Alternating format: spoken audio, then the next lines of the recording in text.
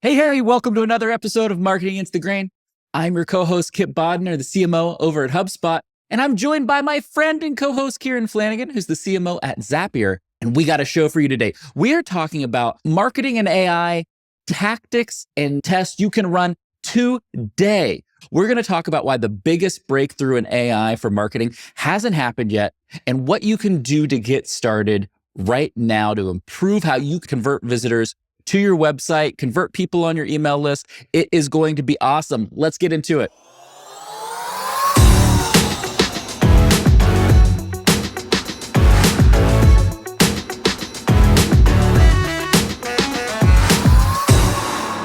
All right, before we get into AI, we got the king of sweaters, Kieran. What the hell is going on with that sweater? I'm going to get a new batch of sweaters because I feel like these ones are getting tiresome. But wait there, if you are on the YouTube, when you see this, what? Cool. What? What's he pulling out? Yeah, now look at what I have for my, when I get really stressed. Just for the YouTube viewers. Do you have a yoga French bulldog statue? I have a Buddha French bulldog in here. Building the office side, dude, look at this. Oh, is that Gallagher? What is that? It's Street Fighter. Street Fighter. It is like Fighter. It is a miniature arcade. Amory got this for me. So one of the things, actually, before we even get into the show, if you are watching on YouTube, one of the things I was thinking, Kieran, we're like halfway through the studio build out. I was thinking we would do in the show description links to all the stuff in the background in case people were interested, like art, all that kind of stuff. I haven't got anything yet. If you want us to give a deep dive of like the studio layout and decor, please hit us up in the YouTube comments. All right, we can get into AI. Okay, Kieran, I think the best place to start, we want to get into some practical and tactical AI tests that folks can run. But I think to start, there's a really interesting rumor happening that seems to be fairly true, which is that OpenAI is going to launch a product called Foundry that will allow people and companies to run basically a local model of the OpenAI model with all of their like own proprietary data, not just publicly available data from the internet. You found an amazing thread that you felt like really outlined some of these points. I want to kick it to you to kind of go through your perspective on Foundry before we go into everything else. So I'll start, but I would love you to correct me if I get the description of Foundry wrong, because I really went deep into what this means. So Foundry is OpenAI's platform. One of the things that we have been trying to figure out is OpenAI a front-end company or a back-end company? Yes. So is it going to build front-end apps, consumer-type apps like ChatGPT, or is it just going to be a back-end and allow partners to build on top of it? It kind of looks like it's going to do both, plus partnerships, because it has a deep integration with Microsoft. So Foundry is their back-end platform, which would allow companies to have their model for a certain fee and then be able to augment and build upon that model with their own data. You think that's right? I think that is right. And I think it is the biggest thing that hasn't happened yet for marketing using AI. Right. And so this guy, Nathan Labenz, we will put his name in the show notes. He's building a company called Wayward, but he had this incredible thread about what this actually means. Now, one of the things that you and I talk a lot about is AI is cool today, but when you can start to build custom models really easily on top of the OpenAI models or the different language models, wow, it's going to become much, much more practical for your needs because you can customize it to the things you want. And so this is what this means, right? Companies can start to do that. Like a good example I keep using is Poe for Quora. I have it on my phone. And so Quora is like one of the hidden gems of AI because they have a huge data model and they can actually launch a chat experience built upon that data model. So I want to give you a couple of really interesting things for our listeners. I won't go through the entire thread because it is very technical, but I'll pull out some of the like interesting things to start this conversation. And we'll move towards like interesting, really great practical tips for marketers on how to use AI today in a very actionable way. There's a chart in here, Kipp, and I will quickly try to share it on the screen so you can see it. Here is like two of the things that really struck me as an introduction for us is like, will AI replace jobs? I think that's been one of the narratives that we've thought a lot about and think a lot about. And I think what Nathan made a really good distinction on is it doesn't replace jobs, but it replaces tasks, like repeatable tasks. Yeah. And what are jobs? For the most part, they are a series of repeatable tasks. So it doesn't replace an entire job, but it replaces a lot of tasks that are part of a job. And that can actually change what a job actually is. Like it actually can change the very nature of a job. And one of the charts that he shared was this, right? Whoa. Because this chart's crazy. Yeah. I watched a lot of interviews with Sam Altman, and I saw a really kind of testy interview with him and a journalist from the BBC. And the journalist through BBC was really probing him is this good or bad for humans? Is this good or bad for humans? And one of the points Sam made is every time we've had a technological shift and people's jobs have been automated in some way, it's always made the humans more productive and it's been better for them. And this chart would say that that's not always true because it changes the very nature of jobs. For folks who aren't watching the YouTube, like walk people through it. So farming used to be a big part of our industry, right? Farming used to be a big part of how Still people is. made money. Agriculture is a huge part, at least in the US, of the economy and of the market. Yeah. And so this shows you the number of farms since 1910 to 2000 and the number of farm workers. And what you see is there's a small reduction in the number of farms, but there is a huge reduction in the number of workers. Well, why is that? It's because most of the things that farm workers used to do has been automated and replaced by machinery. So AI and automation doesn't necessarily replace jobs per se, but it changes the very nature of them. And it actually makes a lot of the jobs, you don't need humans to do them, right? You actually remove humans from that part of the equation. And I think that's what's going to be really interesting for knowledge workers and how AI disrupts knowledge workers and changes the nature of jobs. So I got some takes here. Basically, for folks listening, we're saying, hey, the number of farms from, over the 100-year span starting in 1910 to 2010 dropped from a little over 6 million to a little over 2 million, which is a big drop. But the number of farm workers dropped from about 14 million to about 2.5 million. That is a much, much more precipitous drop. Obviously, in that period of time, you had things like the Industrial Revolution and things coming on board. I would posit to you, Kieran, that the Industrial Revolution did two things, right? It produced automation for farmers, but it also gave new opportunities for people to do that work. So people who used to work at farms then went to work in factories, for example, right, in this particular use case, right? And I think that is what's going to happen in the next generation of technology. To give a little soliloquy on all of this, I've been thinking a lot about this for a while. For the last 15 years, the internet aggregated together, and we are now starting on a new period of disaggregation, of unbundling. So previous 15 years, platforms like Google, Facebook, Twitter, Instagram, what have you, bundled knowledge and people together, brought them together for a better experience to create value. And now AI, for example, is unbundling the internet. Look at the just sheer proliferation of different AI applications just in the last 6 months has been mind-blowing. And that's going to basically work its way through the entire economy, entire ecosystem of the internet. And in this period of unbundling, a lot of change happens. And one of the things that happens in a period of unbundling is the types of jobs changes and the types of skills necessary to do those jobs change. Like I grew up in a state called West Virginia in the States, Kieran, and West Virginia is very famous for coal mining. And the similar thing happened with coal mining that happened with farming, right? Equipment got better. So you needed less people to work in the mines. And then you had overseas mines producing coal at cheaper rates. You had the impacts of environmental regulation, all of those things.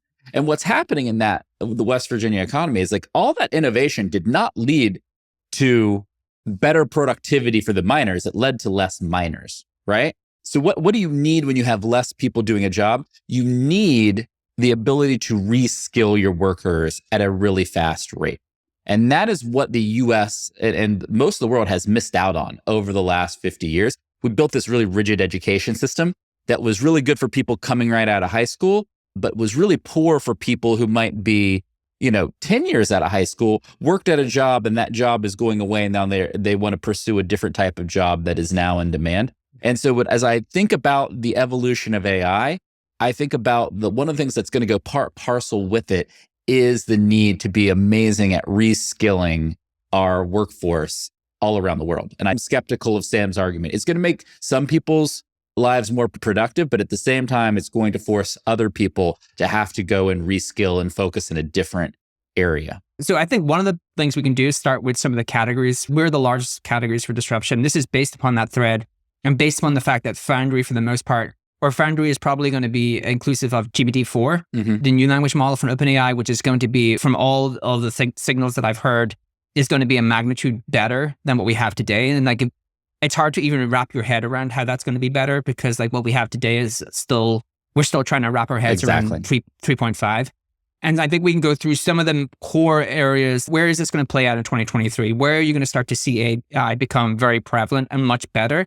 And then what does that mean for marketers, and how should we have a mental model to think about how AI can be integrated into our business today? And I think you and I have opinions on that. So the first one, pretty obvious, it's content. And what Nathan says is that is going to get magnitude better, like hugely better in terms of the AI being able to create content, repurpose content, and localize content. One of the ones that I hadn't really even spent time thinking about is how quickly you can actually localize all of your content through AI. Oh, and how absolutely. good the AI is going to be at doing that. And so it is going to be your best content assistant. And I think the other one I would add into that is research.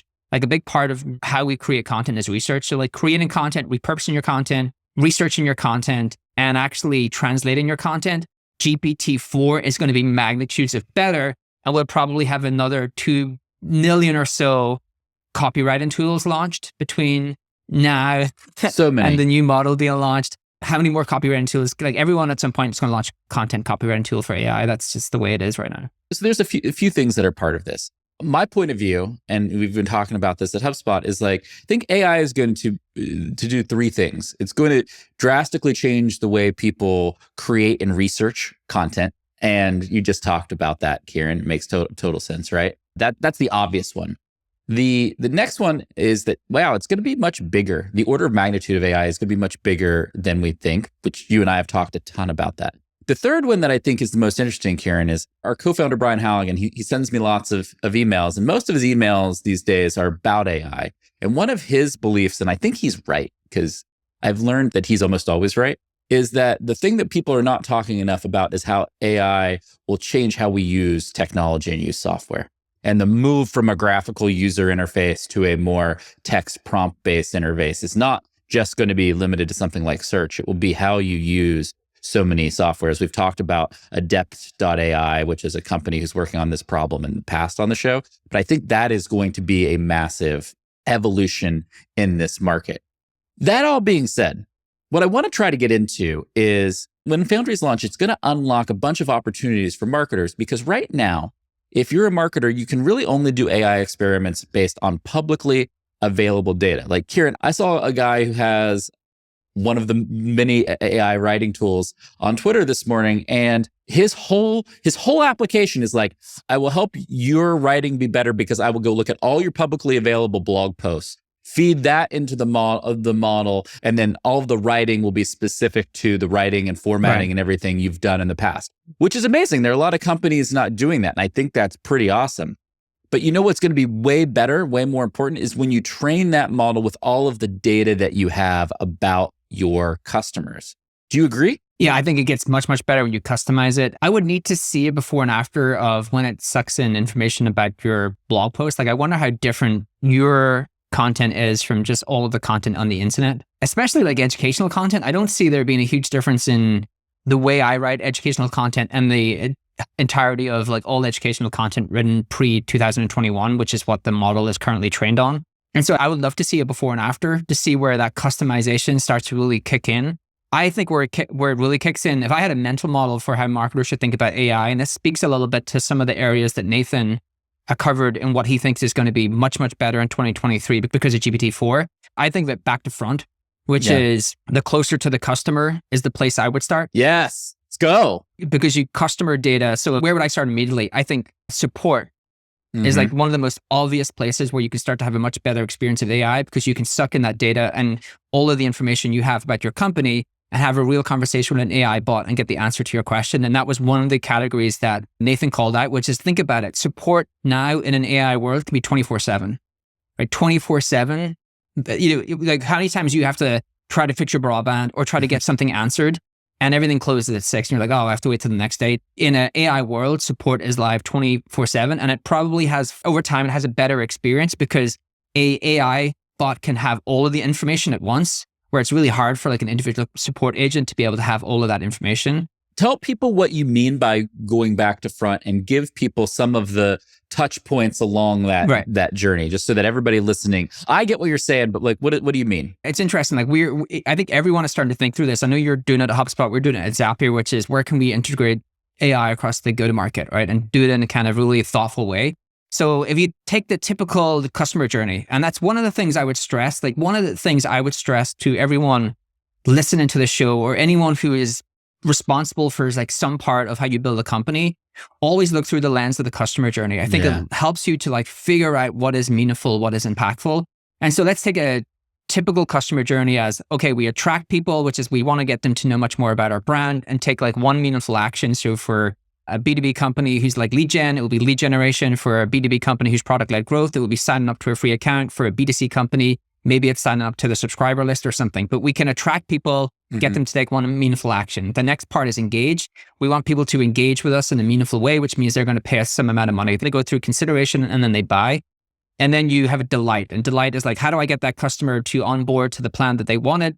How do I get that customer to use that plan on an ongoing basis? And over time, how do I get that customer to expand the usage with us and upgrade to higher tiers, higher packages? How do I get that customer to renew with us and continue to renew with us? So when I say back to front, I would start with like the delight stage, like customers who are already, the people who are already customers, and customize the AI, using AI to have a better experience for customers. Then I would move into engage, and then I would move into attract. And I think there's some good debates we could have in terms of what you could do today in each of those stages, because I think there's things that you can do. But that's what I mean by back to front. It's like delight, then I move to engage, then I move to attract. What are your thoughts on that? I want to validate you a little bit, Kieran, because I want to share some real life experiments we've been running at HubSpot, because I think everybody is always interested in like, what are people actually doing? You guys are just talking about shit. Like, what are you actually doing?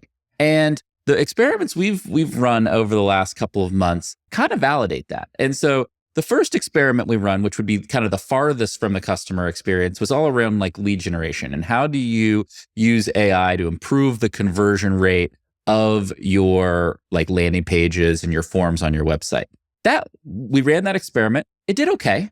And it had some lift for our conversion rate, but it wasn't a game changer yet. I mean, this is still early. You iterate on these experiments. The part that had the biggest, the two others had a bigger impact. The first one that I think had the biggest impact was our self-service chat experience. For folks out there, if you don't have chat on your website, like pause the pod right now and go put chat on your website, because you're like just bananas. Right? Like Kieran, right? Like how important is chat on the website? Chat is one of the best things you can do, period. For demand, support, and even within product. Like it actually should be across the entire customer journey. Starts at attract, goes into engage, is all across the line. Your customers love chat. Chat leads convert at a much, much higher rate than any other format of leads, at least from my experience at HubSpot and the companies that I have seen. And the other thing is, Kipp, like to your point on Brian Halligan's point, the unspoken truth of what's really happened with ChatGPT is not just AI.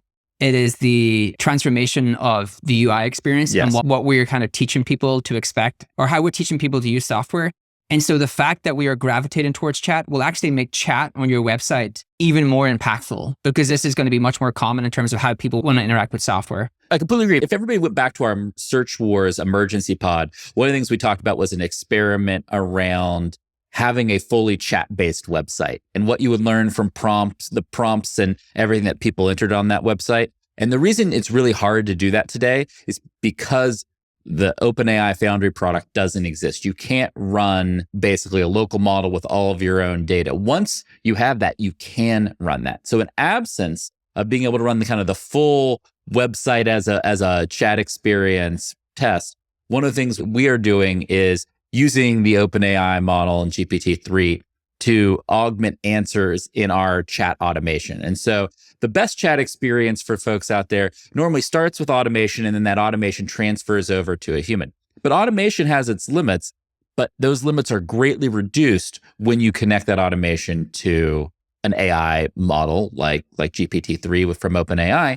And what we found is a much higher conversion rate and engagement rate for folks who were interacting with the AI-enabled chat versus a kind of static, kind of more basic rule-based chat automation system. And that is something that anybody could go and plug in and try right now. Obviously, you need a developer, you need somebody who understands the APIs, but that is a real test that you can go and run right now. And I'm looking at all the results and everything right now. It was like the results that the AI returned were exceptionally good, and the engagement from the users on the chat was exceptionally good. Yeah. And if you think about it, what happens there, why that experience is much better, because the AI instantly has all of the information about the customer. The AI is able to actually look across all of these different touch points and really have a great picture of you. We talked about that in the kind of creepy way, where like Bing AI was able to talk about a student who released a Twitter thread disclosing some of the secrets of Bing AI. And it knew all of this information about them. But like in a business setting,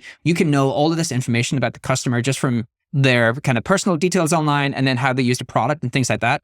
And then it instantly has all of the information about your product. So like it's an expert on your product, is an expert on the customer. So that should yield a really great experience, right? It should lead to a really killer experience. The other like interesting thing that I'll just throw out there while we're talking about this is one of the fascinating things within Zapier is we can actually see everything that everyone is doing with OpenAI. So OpenAI is one of the fastest growing apps on Zapier. I'm sure. And we're able to like dig into like exactly how they're using it. Right? Oh, we can actually see how. Can we do a whole pod on that, or at least some of the most popular use cases? That's super interesting. Yeah, I'll give you like the headline one. We can go into some of the more granular ones, but it's content. Like it's the amount of people who are using this today, like in terms of practically using it for all forms of content, and then like using that content, generating leads, and then sending leads somewhere, and then doing automated outreach through automated content from OpenAI. And so that's one of the other ones, which is, okay, you think about content today, where we see people creating all of this content through OpenAI and these different Zapier integrations is primarily on the front end. Like it's back at the attract stage, what I think is really cool. But I think you and I believe that there is something magical in the sequence of emails where you reach out to someone when they've done something meaningful, and then you send them a sequence of emails to try to capture their engagement and try to get them to take an action to move further down the funnel, have a call with you, talk about your product. And wow, AI can actually create a pretty incredible email for those people, again, because it's able to pair all of the data that it has about that person with information about your product, mash those two things together and create something really intuitive for that person, something like actually is meaningful and engaging for that person. And so we've talked about the delight stage, but now we've moved into the engage stage, which is how do we like capture that person's attention? How do we send them some emails? How do we get them to take meetings with us?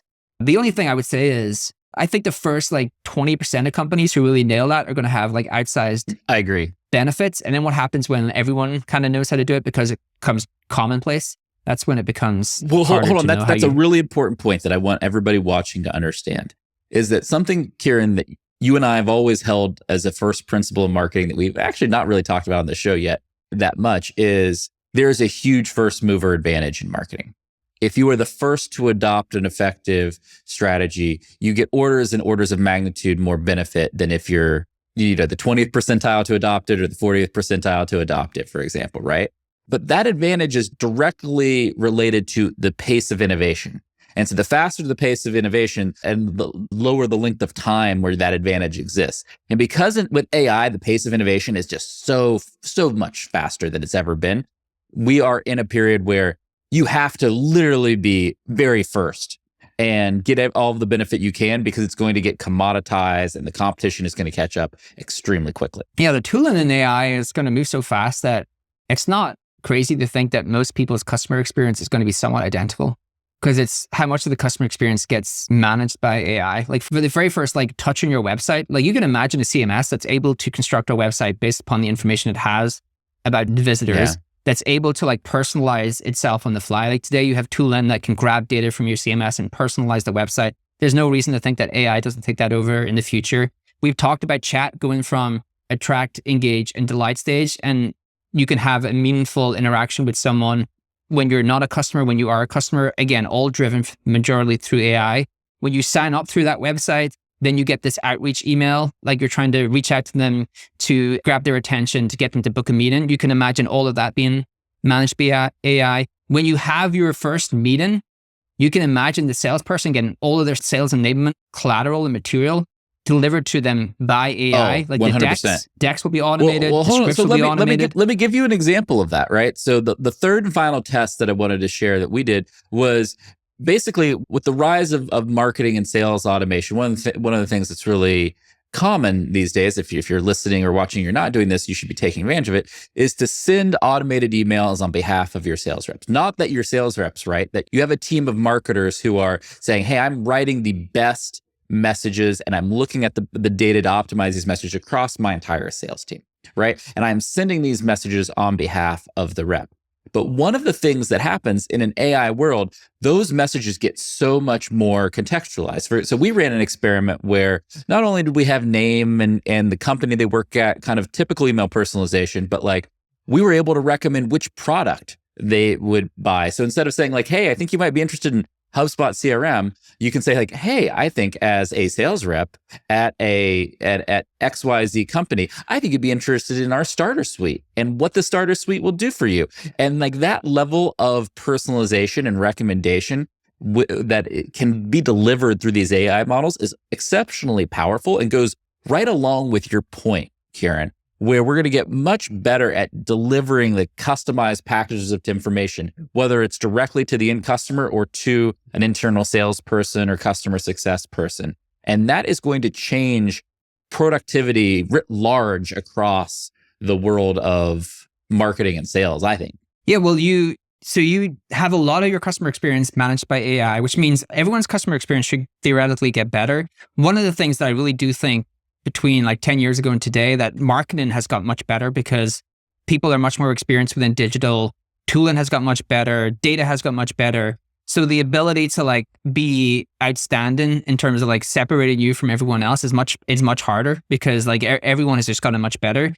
And you can still win in customer experience, right? Because customer experience from the first touch point to when you're a customer and beyond is still average for a lot of companies. But it's interesting to think like what happens when everyone's customer experience gets elevated because they implement AI and AI takes most of it over. Then where's your leverage? Like, where's the thing that I can figure out how I can win?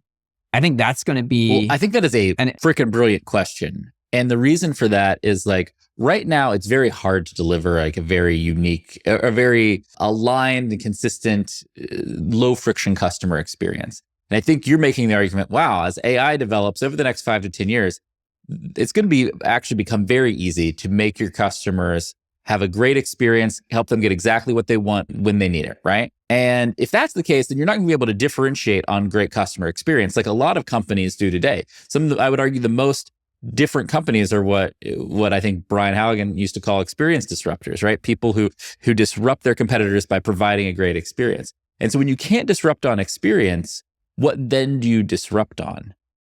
And then it comes down to two things, I think. It comes down to either your pace of product innovation has to greatly accelerate, or your costs have to come way, way down. You basically, if you're saying AI can deliver all of this advantage and you need less humans to deliver this great customer experience, then you need to pass that margin improvement on to your customers, basically. Right. It's going to be one or the other. And I think competing on price is terrible. So I hope that it's product innovation, because I think competing on price is the fastest way to lose. Yeah. Plus, everyone's price would theoretically come down if they implement AI correctly. Correct. Well, that's I guess that's what I'm saying. There's some high margin in the software as a service category, right? Really high margin businesses. Are you going to have like 95% margin companies? Like that's kind of crazy. I don't think a market will support that, right? So what we're really telling marketers is, where can you win today with AI? And the most commonplace, like we've seen it in the Zapier and OpenAI content, we've seen it publicly, which is, let's see a track stage creating content. Let's start there last, or let's go there last. I think what we're saying is there's real value in trying to figure out how to integrate AI into your chat, make your customers happier. There is real value in being able to integrate AI into the emails that go out in that middle part, that engage part, which is coming from your sales reps. And chat is still part of that experience, right? Because people who are not a customer want to chat with you, and you can use that information to make their experience better. And then you move to the attract stage. And yes, AI is like really incredible for all of the content creation you can do. The other one that I have seen like people debate is, should this be on your website in some meaningful way to help people convert? I'm not sold on that right now. Why? Because I think tell it's, everybody why. Before we close out, tell why the skepticism. I think it could be a distraction for people. Like if you spend time on Bing AI or Chat AI, what happens is you go down a rabbit hole.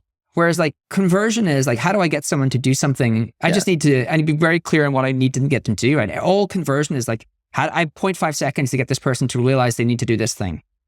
ChatGPT is not like that, or chat in general is not like that. It's like a conversation, right? Like going through a long-winded conversation. And I don't know if it's a great mechanism to get someone who doesn't really know your brand, somewhat curious, to like sign up. And so I'm not sold on that yet, but I'm not so I think there's a couple of things there. But what you're basically saying is like conversion rate optimization is about facilitating versus distracting. Like your job is to get people what they want as quick as possible so they take the next step. Where so much of like the broad kind of chat GPT use case, for example, is like people going down the rabbit hole of information. What I think is going to happen is we're going to get past that point, Kieran, as AI normalizes, and AI is going to become a facilitator on your website. And we're going to get very good at training these AI models to, instead of give the user what they want, to help drive the user to a given outcome.